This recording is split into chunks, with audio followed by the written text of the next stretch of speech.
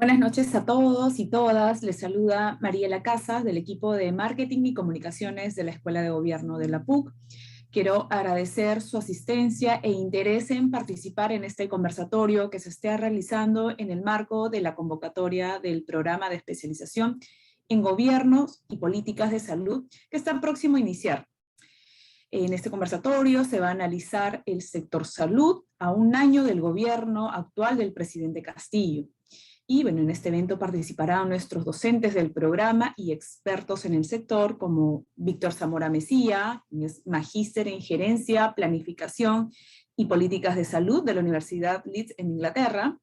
Es médico cirujano con estudio de posgrado en farmacoeconomía por la Universidad Pompeu Fabra en España. Ha sido ministro de Salud y además funcionario del Ministerio de Salud, del Ministerio de Desarrollo e Inclusión Social, del Departamento del Reino Unido para el Desarrollo Internacional, del Fondo de Población de las Naciones Unidas y de la Organización Panamericana de la Salud. Actualmente, Víctor Zamora es coordinador del programa de especialización en Gobierno y Políticas de Salud que se dicta en la Escuela de Gobierno de la PUC. Asimismo, hoy participa Paula Tábara Pineda, quien es máster en Políticas Públicas y Sociales por la Universidad Pompeu Fabra de Barcelona, y máster en Liderazgo Político y Social por la Universidad Carlos III de Madrid. Ha sido servidora pública en distintas instituciones y niveles del Estado en temas de política social, servicios públicos interculturales, fortalecimiento de capacidades para el sector público, diálogo social y participación ciudadana.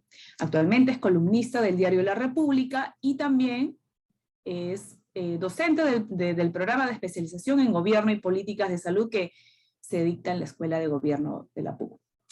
Y lamentablemente, por motivos de agenda, el profesor Víctor Dongo no podrá participar en este conversatorio. Y bueno, antes de empezar con el evento, comentarles que para quienes desean hacer alguna consulta, alguna pregunta, la podrán realizar en el chat grupal, en el chat de preguntas que se encuentra en la parte inferior de la plataforma. Así que sin más, vamos a dar inicio a este conversatorio y le voy a dar pase al profesor Víctor Zamora. Adelante, profesor. Muchas gracias, Mariela, y buenas noches a todas y a todos en esta reunión. Me siento muy contento de estar con Paula Tábara en un momento, bueno, de permanente crisis en que vivimos el país. Y vamos a tratar en esta oportunidad de abordar el tema de la evaluación de casi un año del gobierno del presidente Castillo desde dos ángulos. Uno más general, a cargo de Paula, que es el entorno de las políticas públicas en general.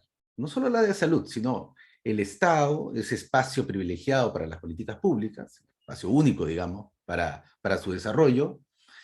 ¿Cómo nos encontramos a un año de arribar al cargo el presidente Castillo, el partido de gobierno? Y, por supuesto, no se circunscribe al Ejecutivo, sino también al Legislativo, porque están íntimamente vinculados. Estamos prontos a las elecciones de gobiernos regionales y locales, y en esta oportunidad también trataremos de abordar cómo es que esperamos o qué oportunidades significan estas elecciones para las políticas públicas en general. En mi caso, yo acotaré mi propia evaluación acerca de, dentro de las políticas públicas generales, cómo es mi evaluación de la política pública en salud, ¿no? En este casi tercer año de la pandemia y un año en manos del presidente Castillo. Sin más, dividimos en tres bloques. El primero, una evaluación general. Una segunda, como vemos, las perspectivas de este gobierno en las políticas públicas. Y una tercera, aterrizaremos en el territorio, en las regiones y en las provincias y en los distritos. Sin más, Paula, te cedo la palabra para que nos des una visión general de cómo es tu evaluación de este año del presidente Castillo y enfocado en tema de políticas públicas. Muchas gracias, Víctor, y buenas noches con todas, con todos quienes nos acompañan. Creo que una cosa que se puede empezar planteando, muy en términos conceptuales, es la idea de que recordemos que las políticas públicas son aquellas apuestas de solución a los problemas públicos que se identifican en una sociedad. Y esto es importante de tener en cuenta aquí, creo, porque en este contexto una de las grandes preguntas que nos hemos hecho es cuál es el rumbo de este gobierno. Muchas veces se dice, este gobierno no tiene rumbo, este gobierno no tiene claridad de a dónde va, dónde están los objetivos, etc. Porque quizás lo primero que hay que preguntarse es, ¿cuáles han sido los problemas que el gobierno ha identificado como prioritarios a atender? ¿No? Y allí está quizás parte del origen de esta sensación de que la política pública no ha avanzado, o de que la discusión política que vemos entre ejecutivo, legislativo, medios de comunicación, ciudadanía, muchas veces ha estado centrada como más en lo coyuntural y bastante poco en el qué necesitamos, qué queremos, qué priorizamos en el país, ¿no? Y allí entonces creo que mi primera evaluación sería efectivamente cuán importante es y cuánta falta nos ha hecho identificar realmente, o que el gobierno identifique sobre la base de evidencia, pero además sobre la base de la temperatura y la medición de cuáles son las preocupaciones de la sociedad, cuáles son los principales problemas que se están teniendo y con ello, o que reconozca, porque muchos de ellos, de estos problemas a veces son como evidentes, ¿no? Pero, y con ello, ¿cuál es entonces mi objetivo? ¿Hacia dónde quiero avanzar? Creo que una cosa que nos ha faltado es esta sensación, a pesar de que el 28 de julio del año pasado se hablaba de que este iba a ser el cambio, y algunos expresaban temor frente al cambio, otros expresaban expectativa frente al cambio. Lo que no hemos tenido claridad es si aquí hay una continuidad o efectivamente un cambio de rumbo, porque no hay una primera buena identificación de cuáles son los problemas y entonces cuál es mi mirada para la respuesta a esos problemas. Sin esa claridad, las instituciones, las normas, el personal, el recurso humano, no necesariamente van a poder desarrollarse. Podrías tener al mejor recurso humano y si tú no le puedes decir con claridad hacia dónde quieres que avance, probablemente igual ese recurso humano no va a poder desarrollar las cosas a plenitud. Yo creo que esa es una situación en la que desde el ámbito de las políticas públicas hemos visto profundizar en este tiempo, ¿no? No hay claridad de cuál es el programa específico en el que se quiere trabajar, cuáles son las prioridades, cuáles son las orientaciones, que insisto, para algunas personas eran para alguna parte de la población eran de mucha expectativa de transformación y de atención de determinados problemas, y cuando vemos la conflictividad social de este último tiempo, a veces tiene que ver precisamente con que no haya habido un avance en esa problemática, en esas agendas que se plantearon, ¿no? Creo además allí, lamentablemente, hay que sumar el tema de la corrupción y el peso que los intereses de distinto tipo, particulares, pero en este caso además los intereses ilícitos que puedan entrar, puede tener a la hora de tomar decisiones en la gestión pública. Y por supuesto, para ir cerrando esta ronda, la preocupación por cómo está el personal, el recurso humano de nuestras instituciones, ¿no? Aquellos que construyen las políticas públicas, que las evalúan, que las ejecutan, que se encargan de darle seguimiento, ¿no? Cómo está debilitado, de fortalecido, más bien como hemos visto múltiples cambios y la necesidad de poder ir formando y tener la claridad de qué tipo de recursos humanos necesitamos para atender esta problemática es importante tener en cuenta, ¿no? En este tiempo, la percepción que tenemos es que muchas veces esa capacidad que ya se empezaba a notar de construcción de políticas se ha perdido, se ha deteriorado debido a preferencias políticas o intereses de negociación particular, ¿no? Muchas gracias, Paula. Bueno, también hay que agregarle a los elementos que tú has señalado la extrema polarización que existe, la falta de confianza, ¿no? O que no se ha construido siquiera elementos básicos de confianza entre los distintos actores políticos e institucionales. Y tercero, un entorno muy difícil, que lo sentimos los ciudadanos y ciudadanas, que es en general el deterioro de la economía global, ¿no? Que por supuesto está siendo cuesta arriba. Si había pocas políticas públicas o el recurso humano no había sido adecuadamente identificado para implementarlas, o estos venían con intereses, como tú los has señalado, intereses ilícitos, ¿no? La cosa se pone mucho más difícil con un entorno tan complicado como el que todos los países están viviendo. Y me toca a mí hacer la evaluación del sector salud y compartiendo que todos los elementos que tú señalas se aplican al sector salud, yo quisiera compartir con ustedes una pequeña presentación que básicamente tomarle examen al presidente, ¿no? El 28 de julio del año pasado, el presidente hizo 4 promesas en el sector salud. La primera, esa es copia literal del discurso, ¿no? Nuestra primera gran tarea es continuar la lucha contra la pandemia COVID-19, que tanto ha golpeado a nuestro país. Debemos maximizar nuestro esfuerzo para alcanzar la vacunación de toda nuestra población en el menor tiempo posible. Bueno, evaluemos la vacunación. En realidad, la vacunación, nos encontramos todavía 65% de la vacunación con la tercera dosis, y esta lámina es, ojo, con 3 dosis mayores de 60 años. Esta lámina la he preparado especialmente porque los mayores de 60 años es la población más vulnerable. En la tercera ola, que para todos nos pareció de alto contagio pero poca mortalidad, tuvimos efectivamente 12.000 fallecidos. De los 12.000 fallecidos, 9.500 fueron personas mayores de 60 años. O sea, ese es el grupo en el cual nosotros debemos enfocar nuestro lente. Hoy día tenemos 10 millones de peruanos. ¿Qué significa 65%? 10 millones de peruanos no tienen las 3 dosis todavía. Dentro de esos 10 millones, 1 millón son mayores de 60 años, que no tienen 3 dosis. Estamos en este momento empezando una cuarta ola que es muy peligrosa debido a la experiencia de otros países.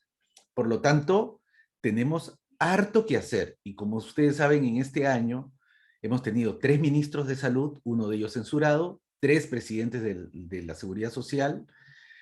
Uno de los ministros de salud, además, hizo tabla rasa de todo el equipo de vacunación, que produjo un enlentecimiento del proceso de vacunación. Luego hubo una serie de problemas de médicos, de personas y médicos que fueron vacunados con 2 dosis, vacunas que se fueron perdiendo en el camino.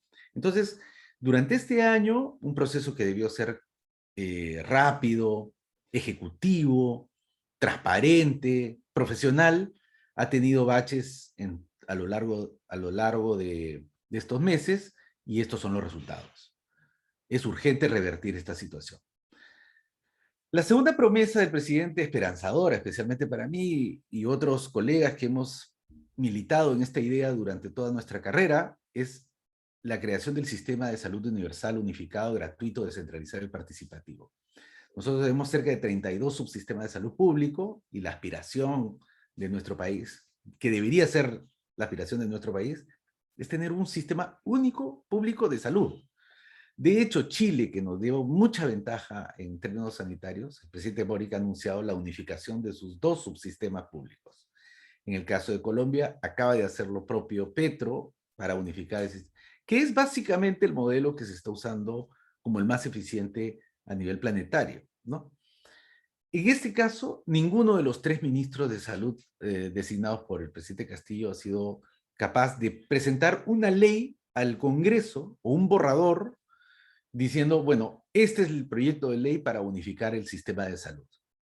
En este campo no solamente hay un déficit, simplemente la nota es 0, ¿no? Porque no ha habido ninguna iniciativa legislativa, tampoco en el legislativo. La tercera promesa del presidente fue que se priorizará la atención médica primaria para fortalecer la prevención y acercar la salud de la población, mejorar la capacidad de la atención en centros, puestos de salud, e impulsaremos la conformación de 5.000 equipos de atención comunitaria integral. Se tendrá un criterio territorial para que ninguna familia peruana quede sin cobertura médica. El día de hoy peligran 65.000 contratos de los trabajadores de la salud que se fueron incorporados al sistema para poder fortalecer la capacidad de la atención precaria que teníamos. Esos 65.000 trabajadores que están bajo la modalidad CAS-COVID están prontos a perder sus contratos. Todavía no tenemos certeza de que vayan a recibir un financiamiento adicional y tampoco tenemos certeza de que estos trabajadores pasen de la situación de CAS-COVID, que no es un tercero, pero tampoco es un CAS regular, para que les puedan habilitar las plazas de plazas CAS regulares y mejorar así su situación laboral. En este momento, eso está en peligro. Y de los 5.000 equipos prometidos, realmente, fuera de los equipos de vacunación, no hemos llegado a esa cifra. Finalmente, la cuarta promesa, que se debe fortalecer la atención hospitalaria. El presidente dijo, al término de mi mandato, entregaré hospitales especializados por región, entre las cuales se priorizarán partes infantiles, neoplásicos, clínico-quirúrgicos, de medicina tropical y hasta hospitales de salud bucal. Esa fue la promesa del presidente. Esa promesa no va a ser cumplida si es que seguimos el ritmo de presupuesto como lo hemos tenido este año. El 2020, el presupuesto subió en 9.000 millones de soles. El 2021 creció en casi 11.000 millones de soles. En el 2022, el salto ha sido solamente de 6.000 millones de soles. Y es todavía el presupuesto menor al del 2021. Si uno quiere hacer todas las promesas que se han señalado, entonces eso debe estar a la mano con el presupuesto. Porque los hospitales cuestan, el personal cuesta, las vacunas cuestan y todo tiene que ser financiado. Lamentablemente el presupuesto no baila con las promesas presidenciales. Por otro lado está la ejecución, y ahí es donde tú señalas el dedo de la llaga, Paula. En toda la función salud, gobiernos nacionales, regionales y locales, la ejecución hasta el momento es 42%. No está mal. Estamos a mitad del año, ¿no? Esto se ha apresurado en los últimos 3 meses. Somos una institución que tiene muchísimos trabajadores, ¿no? La ejecución es fundamentalmente en pago de salarios, ¿no? Acá podemos ver el desempeño de lo nacional, 43%, regional 41%, local 29%, ¿no? Aquí hay 2 estrategias de salud importantes. Una es relacionada con la anemia y otra alimentación saludable. Pero vamos mucho más, digamos, pongamos la lupa en ciertos productos. Miren, en la específica de productos farmacéuticos, no somos tan buenos gastadores. En realidad, este es el presupuesto aprobado. 489 millones de soles. Se ha ejecutado 69 a junio. O sea, solo el 14%. No es de extrañar las quejas, las largas colas, esperando un medicamento, entre ellos medicamentos para el cáncer, por ejemplo, o medicamentos en general. Entonces, aquí tenemos un déficit. 14% a junio del año, de este año. Y lo mismo pasa en inversiones. Como ustedes pueden ver en inversiones, esto es Lima, esto es lo que está a cargo del ministro de Salud. No he puesto las regiones en este caso. Miren, de lo que está encargado el Ministerio de Salud de ejecutar, el 98% de toda la plata para infraestructura, no para personal, para infraestructura, inversiones, está en 3 unidades. El PRONIS, el PECRIS, con financiamiento del Banco Mundial y del BID, y la Oficina General de Administración. Ahí está el 98%. Uno de esos proyectos que tiene 477, o sea, 477 millones de soles a junio de este año. Esta es la foto del día de hoy, antes de esta exposición, 0.91% de ejecución presupuestal. Otros van mucho más adelantados, como la Oficina General de Administración, y el PRONIS va en segundo lugar. El PRONIS es el Programa Nacional de Inversiones en Salud, donde entra la mayor cantidad de la infraestructura. En realidad, si nosotros no aceleramos las inversiones y la ejecución en medicamentos y solo pagamos al personal, no vamos a tener los resultados que el presidente nos ofreció el 28 de julio del 2021.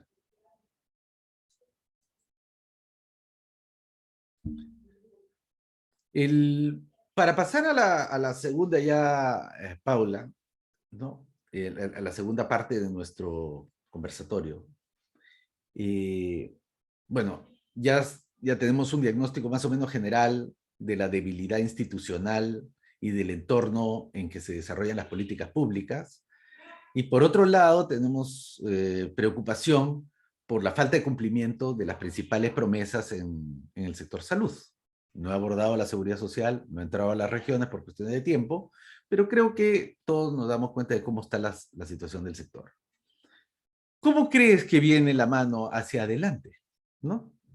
Antes de entrar a esta conversa, acaba de ser censurado uno de los ministros, el ministro del Interior. Y el presidente se queda aislado, sin partido, digamos, en el gobierno. ¿Cómo ves tú, politóloga, el entorno para las políticas públicas?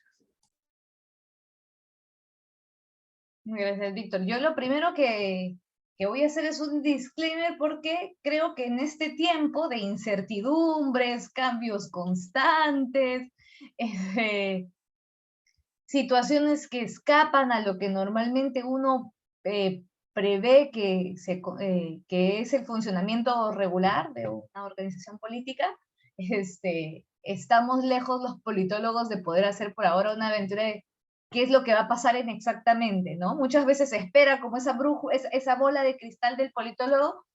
Yo ya luego de un par de grandes patinadas en este tiempo en la que los actores políticos te sacan totalmente del cuadro de lo que prevés, creo que es bien difícil aventurarse a plantear qué es exactamente lo que va a ocurrir, ¿no?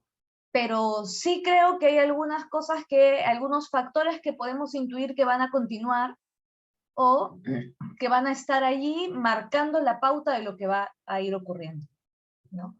Lo primero de ello, en este escenario de las políticas públicas que hemos esbozado y en el que tú además has hecho mucho énfasis de lo que ocurre en salud, que se parece mucho a lo que ocurre en otros sectores, ¿no? Esto de poco gasto público, debilidad institucional, promesas, un conjunto grande de promesas hecho. A mí me parece importante cuando tú decías, no se ha generado confianza, yo pensaba además de nuevo en esto de la expectativa, ¿no?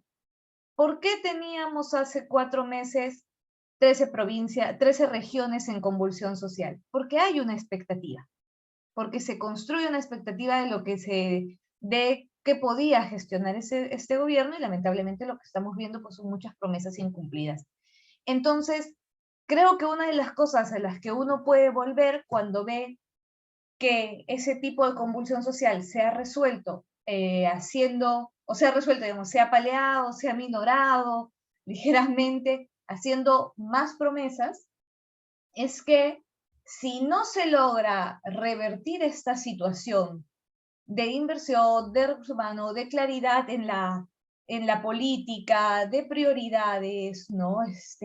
De equipos que perviven suficiente tiempo al menos como para hacer andar, ¿no? Determinados cambios o estrategias o para hacer continuar programas que habían empezado, sobre lo que vamos a volver probablemente sean demandas sociales y descontento, ¿no? Un mayor conjunto de demandas sociales. Y un mayor conjunto de demandas sociales incumplidas implica mayor pérdida de la credibilidad, y a mayor pérdida de la credibilidad, esto es como un círculo, ¿no? Entonces vuelvo sobre más conflictividad social, y ahí entra un término que es muy importante tener en cuenta y que nosotros, por ejemplo, en el primer módulo abordamos, que es el tema de la gobernabilidad, ¿no? ¿Cómo gobierno, cómo efectivamente logro gestionar cuando tengo muchas demandas sin cumplir? Y los efectos que en las políticas públicas, pero finalmente también en la estabilidad de un país, en el funcionamiento de un país, tiene el no poder cumplir las demandas sociales. Entonces creo que ahí hay un eslabón que va a ser importante tener en cuenta en el próximo tiempo, en cómo avance esta situación nacional, política y de políticas públicas, ¿no? Cuánto se acumulan las expectativas, ¿no? Y luego el otro tiene que ver con cómo van a seguir actuando nuestros actores políticos. Tenemos actores políticos que tienden al interés particular, ¿no? Que muchas veces están más interesados en el interés del partido político, el interés ilícito, en la propia base y el capital político individual, pero que necesariamente en ese contexto de pérdida de credibilidad, pérdida de respaldo, van a tener que ir volteando también a mirar qué es lo que reclama la ciudadanía. Porque si no, no te puedes quedar permanentemente en la situación de dar la espalda porque vuelves a la demanda social, la conflictividad, ¿no? Y allí va a ser muy importante que podamos encontrar mecanismos para consensuar agendas, ya no solo mirando a los actores políticos, a los intereses, a la negociación particular, quito un ministro para que pongas uno de mi partido, ¿no? Te quito unos votos te hago sentir que hay unos votos que no vas a tener para forzarte a negociar conmigo, sino que en algún punto también tenemos que poder generar la demanda pública y la agenda desde la ciudadanía de qué es lo que nosotros necesitamos, cuál es el bienestar que nosotros necesitamos, y que los actores políticos, sea por voluntad real de cambio de bienestar de la ciudadanía, de representación, o sea por evitar su propia caída y garantizar su supervivencia, tengan que de alguna manera responder al menos mínimamente a esas necesidades de bienestar. Y allí creo que hay que tener en consideración que esto tiene que ser transversal a los poderes del Estado, pero además transversal a los niveles de gestión. Es decir, no basta con pensar que el gobierno nacional es el que tiene que responder, se articulan los distintos niveles de gestión para poder cumplir con esas demandas. Veo al menos 4 temas que van a ser fundamentales en ese sentido, si pensamos en el cotidiano que estamos viviendo y que se está viviendo en el día a día. Temas de economía vinculados con la pobreza aumentó durante la pandemia, ¿no? Se ha seguido la estrategia de los programas sociales, los subsidios condicionados, las pensiones de gratuidad, pero no parece estar alcanzando para todo, ¿no? De la mano con la pobreza viene el hambre. El hambre en un contexto además en que el sector agricultura y el tema de los fertilizantes y de lo que viene en cosecha, en tiempo de cosecha, llegar de fertilizantes, garantizar que haya al menos abastecimiento de alimentos, va a ser importante. Entonces eso es otro tema que va a estar, creo que son temas centrales sobre los que hay que construir, pero más sobre los que puede aparecer la mayor demanda, ¿no? Otro tiene que ver con generación de empleo, que también está debilitado, que también ha estado estancado, que también además va a reclamar, creo, cada vez más empleo con determinadas garantías mínimas. Mientras más se afecta tu situación económica, más esperas que haya alguna forma de sostener esas garantías. Y por supuesto, el tema de salud, ¿no? Para quienes pensaban que esto estaba pasando, que ya se acababa la pandemia, ¿no? Y entonces podíamos volver a funcionar con este modelo previo en el cual cada uno bailaba con su pañuelo, no importaba si los hospitales públicos no funcionaban tan bien porque si apenas podía no iba uno. La situación real nos está mostrando que la pandemia continúa en otra medida, en otras formas, con otros mecanismos.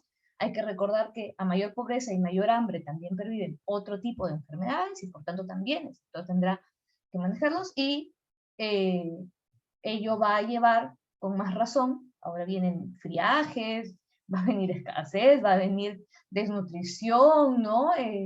Bueno, entonces, ¿cómo logramos tener sistemas de salud que respondan a esto? Si no, volveremos sobre esas demandas que creo que van a ser primordiales, ¿no? Gracias, Paula. En realidad yo comparto contigo plenamente el hecho de que el panorama, bueno, en primer lugar no podemos con los elementos que tenemos, y aunque tuviésemos más elementos, poder adivinar el futuro. Es imposible. No lo hemos podido hacer ni siquiera con los datos que tenemos de la pandemia en ningún lugar del planeta, y continuamos con este problema como tú lo señalas, ¿no? Aparentemente la puerta ya estaba para salir de esta situación ahí nomás, y este conversatorio se da en plena cuarta ola, ¿no? Me has hecho pensar en el sentido de que creo que sería bueno para nuestra audiencia señalar de que uno de los matrices que utilizamos en la escuela, en este programa, es preguntarnos qué es lo que, para qué existe un sistema de salud, ¿no? Claro, la respuesta más rápida, más en la punta de la lengua, está, bueno, existe un sistema de salud para curar, pues, a los enfermos, ¿no? Para restablecer la salud, para mejorar el estado de bienestar de las personas. Y en realidad, esa es su esencia, ¿no? Para dar salud. Sin embargo, gracias Mariela, voy a demorar un poquito. Sin embargo, hay otros dos elementos con los cuales el sector salud contribuye a la sociedad. Una de ellas es que las personas que van a los sistemas, a los servicios de salud, tienen que sentirse satisfechos con el servicio que le dan, ¿no? Tienen que salir y decir, bueno, qué bien me atendieron, me resolvieron el problema. Bueno, esto va a ser un poco más difícil de hacer con la precariedad que tenemos con los servicios de salud, a pesar del cariño con la cual el personal pueda trabajar, la infraestructura, los equipos, la cuestión administrativa no da. Pero hay uno tercero que cobra extrema relevancia hoy, que es lo que tú has señalado. Como la pobreza se ha incrementado, como el desempleo y el empleo de calidad ha caído, ¿no? Y el desempleo ha aumentado. Las posibilidades de tener ingresos como lo teníamos antes parece oscuro. El sector salud también contribuye con reducir la pobreza.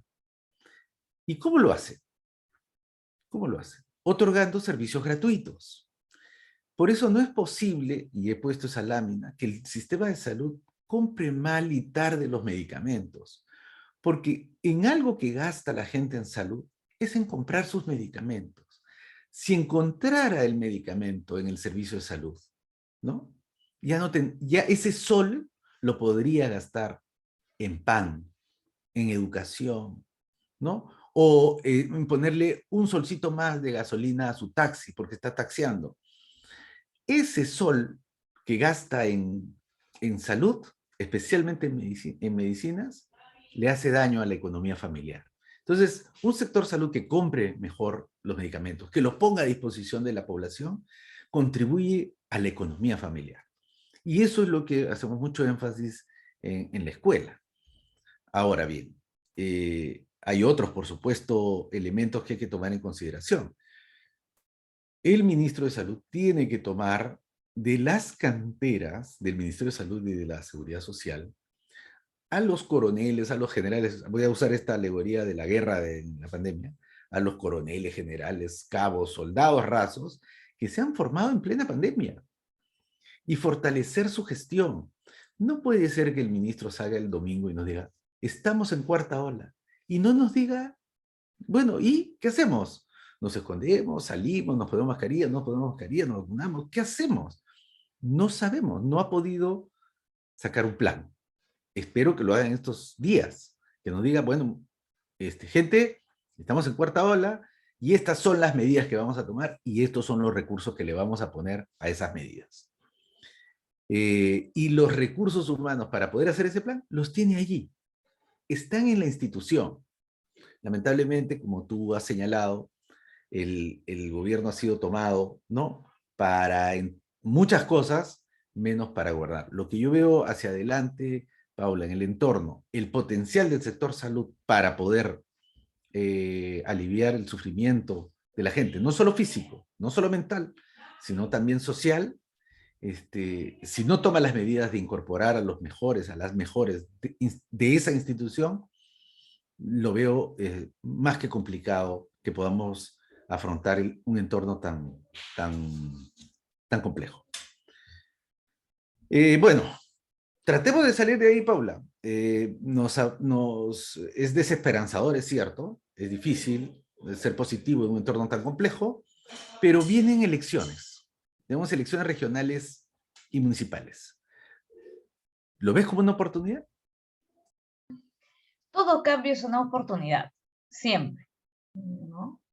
Todo cambio es una oportunidad y creo que un cambio de gestión, de gobierno, a cualquiera de los niveles, lo expresa también, porque además implica la posibilidad siempre de tener mejores autoridades y de que en ese cambio y en esa nueva llegada de equipos haya la perspectiva de mirar de nuevo cuáles son los principales problemas que estoy viendo en mi región, cuáles son los datos, qué puedo hacer, a quiénes puedo incorporar a la gestión. Y hay una cosa que es cierta, sobre todo en términos de gobierno regional y local, es que hay más rotación muchas veces que en el Ejecutivo Nacional, y en este tiempo hemos hablado de bastante rotación en el Ejecutivo Nacional, ¿no?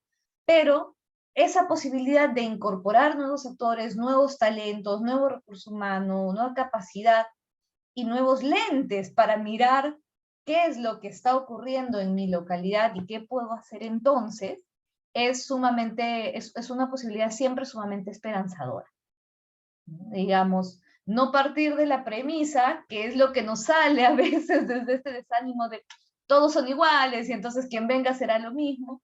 Bueno, en realidad hay una oportunidad quizás, ¿no?, con nuevas gestiones, y además para el sector salud nacional también será esa una oportunidad de construir nuevos nexos, ¿no? Se habló muchas veces en la pandemia de algunos gobiernos regionales o algunas direcciones regionales de salud que no estaban muy alertas o muy enganchadas con el trabajo colectivo, ¿no?, que hicieron la cosa a veces difícil. Bueno, esta es una oportunidad para empezar a construir vínculos, Ejecutivo Nacional, con regiones, con municipios, que puedan fortalecer más bien que ante lo que venga, ojalá no otra pandemia, ojalá no una cuarta ola tan terrible como las que hemos tenido, pero ante lo que venga haya mejor articulación, ¿no? Entonces creo que mirar la gestión regional, la gestión local como oportunidades y como posibilidades de tener nuevos actores en la mesa, planteando la problemática, planteándose nuevas alternativas, es una mirada que deberíamos procurar, porque además entonces podemos decir ahí está la esperanza, ¿no?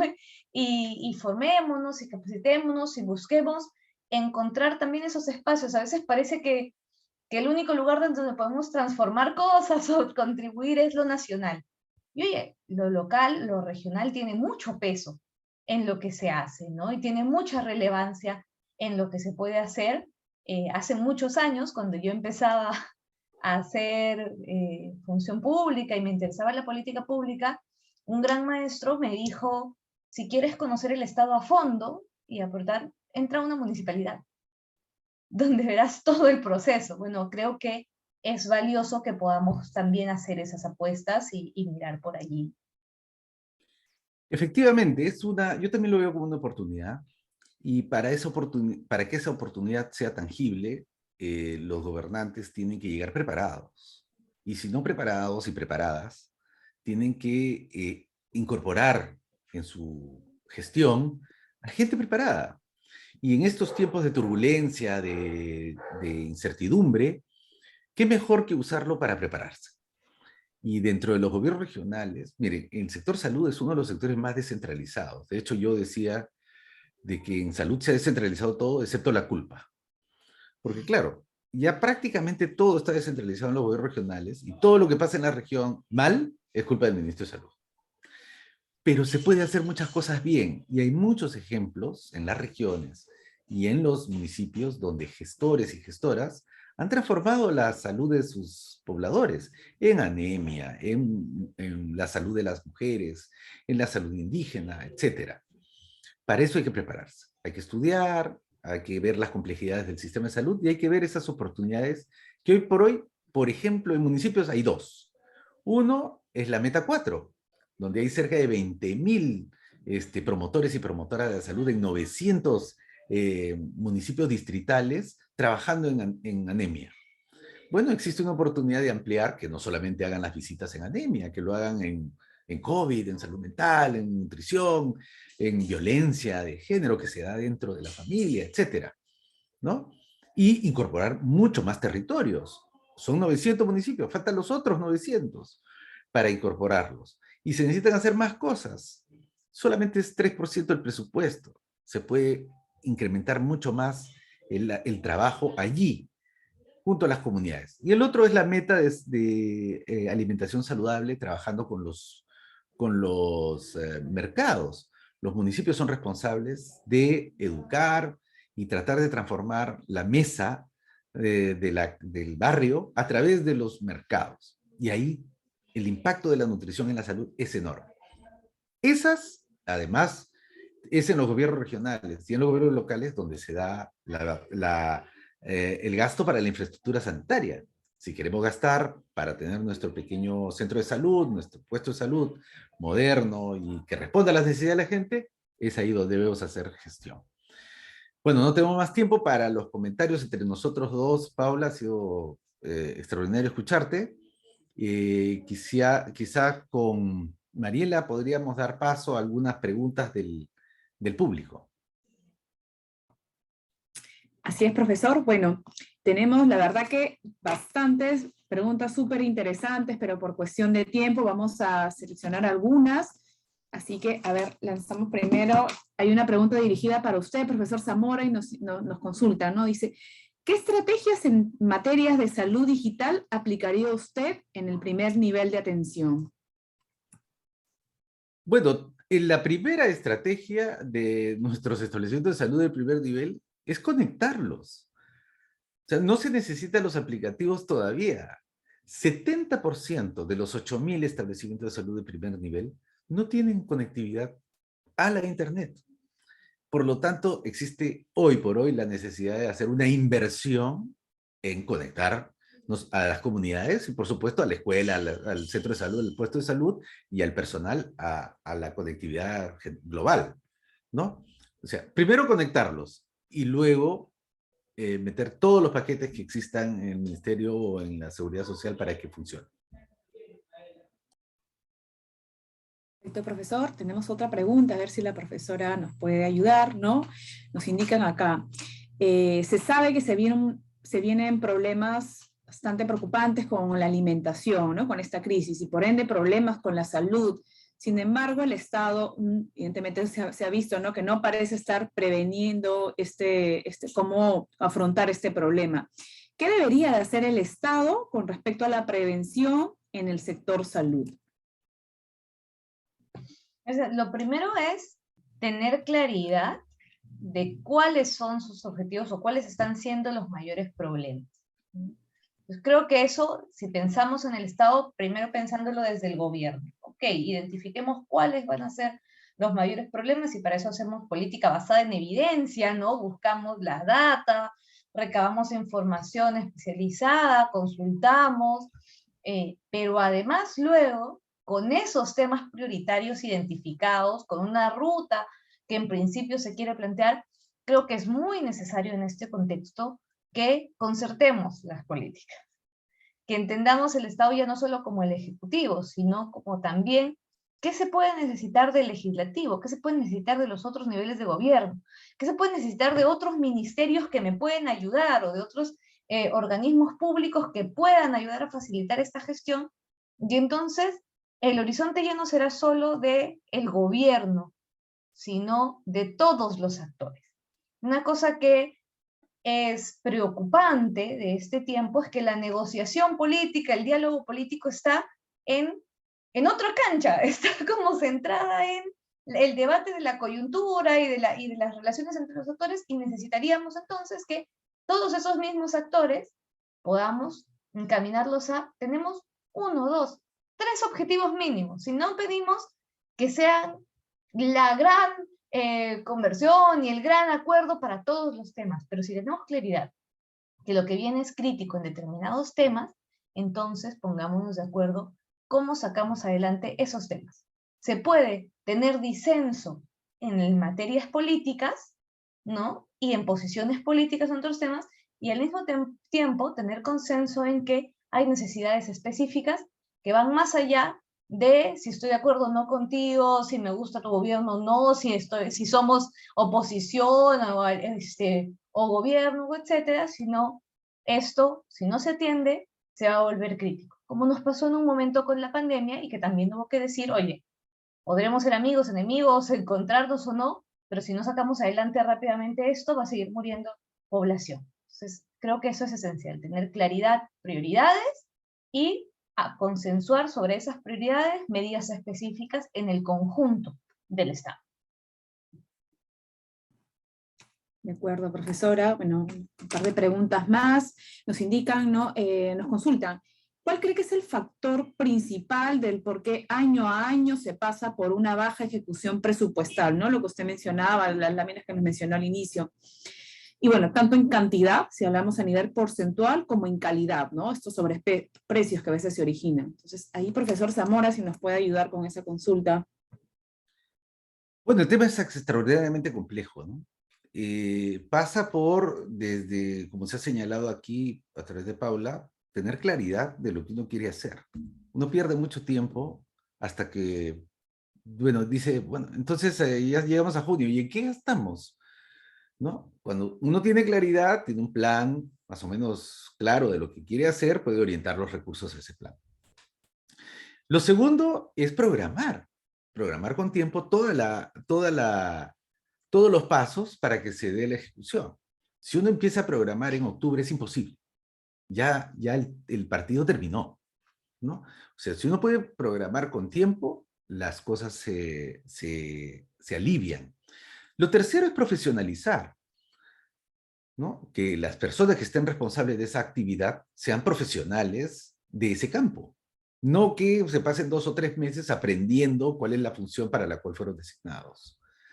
La cuarta es, lo que siempre se ha reclamado, además de la profesionalización, es que tengan carrera pública, que pueda uno ejercer ese cargo por mucho tiempo de manera tal que los aprendizajes, los errores, etcétera, sea la institución la que acumule el conocimiento. Pero si la rotación es tan rápida como los ministros de salud, 3 ministros, 9 viceministros, 6 secretarios generales, entonces es la de nunca acabar, ¿no?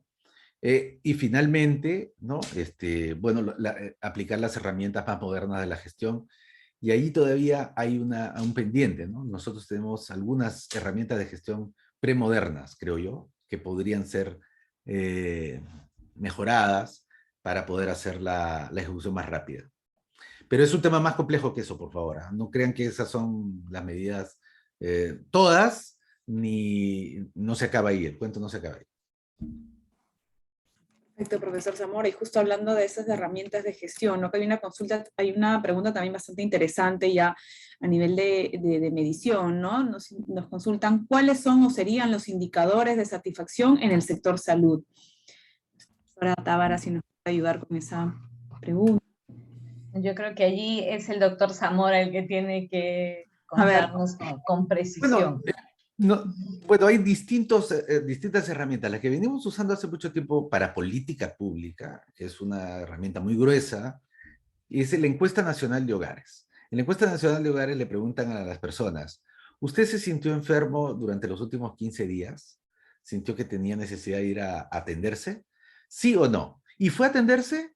Y las personas responden sí o no, ¿no? Y lo que ha pasado en los últimos años es que la primera razón por la cual la gente no va a los establecimientos de salud, ¿no? Que es muy alto, es por desconfianza, por maltrato y por pérdida de tiempo. Mala calidad. Dice, ¿para qué me voy a ir si voy a pasar todo el día y al final no voy a encontrar al médico, el equipo va a estar mal logrado, me van a llamar la atención, entonces voy a tomar la ruta corta, me voy a la farmacia y le voy a preguntar qué atenderme. Entonces, la satisfacción en el Perú se mide a través de la encuesta nacional de hogares, a través de las preguntas. No es suficiente, no termina de desbrozar los detalles finos, pero es la que usamos para gobierno, ¿no? Excelente. Bueno, yo creo que ya estamos. Agradecerles, profesor, muchísimas gracias a ambos por este interesante y sobre todo enriquecedor conversatorio. Y como les comenté al inicio, ¿no? al público, que este conversatorio está realizado en el marco del programa de especialización en Gobierno y Políticas de Salud, que se dicta en la Escuela de Gobierno y que está próximo a iniciar este 13 de julio, y donde justamente el profesor Víctor Zamora, la profesora Tábara forman parte de esta plana docente. Así que para todos los interesados que desean llevar este programa, en breve vamos a pasar a darle los detalles sobre las inscripciones, ¿no? Y puedan participar en este programa tan interesante. Antes de finalizar esta parte, profesores, les damos el pase para que puedan darnos algunas recomendaciones, un mensaje ya de esta parte de cierre, ¿no? A los participantes que se encuentran hoy. Dale, Paula. Gracias. Yo quisiera alentarlos a pensar realmente o a optar por apostar por formarse en políticas de salud en este programa, porque no se trata solo de la técnica. A veces nos parece que con aprender las fórmulas, la técnica, el modelo, la herramienta, entonces ya está, y luego la vida nos demuestra a todos quienes hemos hecho experiencia en políticas públicas que hay muchos más factores, que hay factores políticos, factores humanos, factores de preferencia en la agenda de determinada organización o determinado actor que está allí, y creo que esta apuesta de trabajar la mezcla de política y políticas públicas, ¿no?, nos permite tener un panorama y una mirada distinta, y mayores herramientas a veces para decir, esta política, esta propuesta que yo tengo, esta idea de solución que quiero plantear, ¿en qué contexto podría entrar mejor? ¿Con qué actores podría yo contar? ¿No? ¿Es este el momento para colocarlo en la agenda o a lo mejor vale la pena esperar un poquito a que el contexto sea otro, o me lanzo con todo y apuesto y convenzo? Creo que esa es una apuesta que hacemos constantemente para que el curso de especialización nos permita entender esas herramientas, no solamente lo técnico, sino también cómo lo visualizo desde la estrategia política, desde las posiciones políticas y desde el análisis del contexto en el que las políticas ocurren. Excelente, yo creo que nadie pudo haberlo dicho mejor que Paula. Efectivamente, las decisiones que se toman día a día en el sector salud están marcadas por el contexto. Uno permanentemente tiene que estar atento a negociar con su entorno. Nosotros en el programa hemos elegido 4 temas bien importantes. El financiamiento, analizar el presupuesto y de dónde vienen las platas y cómo gastarla. Hemos elegido también la seguridad social, que es responsable del 30% de la atención del país. Hemos elegido recursos humanos, que es un tema clave en el sector salud. Y finalmente, medicamentos, por las razones que ya les había manifestado. El curso abre con el primer módulo con Paula para entender el contexto y de qué se trata el tema de las políticas públicas. Muchas gracias, Mariela. Nuevamente, gracias, profesora, a ambos. Y bueno, ahora le damos pase a Carolina Pineda, nuestra representante comercial de la escuela, para que pueda brindar todo el detalle sobre esta convocatoria. Muchísimas gracias, profesores. Adelante, Carolina. Muchas gracias, Mariela. Gracias, profesora Tábara, profesor Zamora. Buenas noches, estimados participantes. Reiteramos nuestro agradecimiento por su participación en este conversatorio en el marco de la convocatoria del programa de especialización Gobierno y Políticas de Salud que está pronto a iniciarse. Nos gustaría comentarles que este programa forma parte de nuestras actividades académicas de formación continua, es de modalidad a distancia, cuenta con 128 horas académicas de aprendizaje, tiene un descuento por pronto pago y también una oportunidad de financiamiento. ¿Por qué estudiar el programa de especialización Gobierno y Políticas de Salud? Es importante resaltar que contamos con una plana docente con un rol protagónico en el sector salud, ocupando cargos de alta dirección en las principales entidades públicas.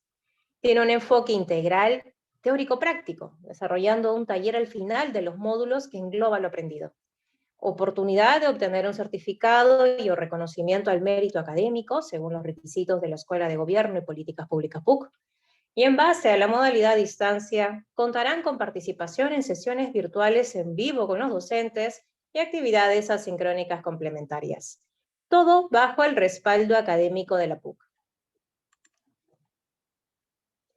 La propuesta cuenta con un total de 128 horas académicas de aprendizaje. Estas serán desarrolladas en módulos que serán dictados por reconocidos docentes que están actualmente laborando en instituciones públicas. En el slider presentado podrán observar la malla curricular del programa. Del mismo modo, estamos compartiendo en el chat el link del brochure para mayor detalle. Nuestro coordinador académico es Víctor Zamora, magíster en Gerencia, Planificación y Políticas de Salud por la Universidad de Leeds de Inglaterra y exministro de Salud. Asimismo, nuestra plana docente está conformada por 4 profesores que se encuentran laborando en instituciones como la Asociación Peruana de Facultades de Medicina, la Coordinación Técnica de la Presidencia Ejecutiva del Seguro Social del Perú, entre otros. Nuestro programa de especialización iniciaría este 13 de julio, fecha que está condicionada al número mínimo de matriculados. Las sesiones virtuales en vivo con los docentes serían en su mayoría en una frecuencia de lunes, miércoles y viernes de 7 a 10 de la noche. Respecto a la inversión, contamos con un descuento por pronto pago, el cual estará vigente hasta este jueves 7 de julio, como también la oportunidad de acceder a un financiamiento de la tarifa general previa evaluación de la PUC. Las inscripciones están disponibles en nuestra plataforma virtual. En caso de dudas o consultas, pueden comunicarse a nuestros correos electrónicos o teléfono de contacto 962-379-448. Asimismo, recordarles que podrán encontrar en el chat el acceso directo a nuestro WhatsApp.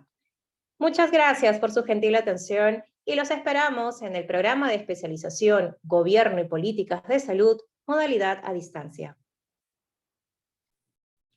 Muchas gracias, los esperamos. Buenas noches a todos.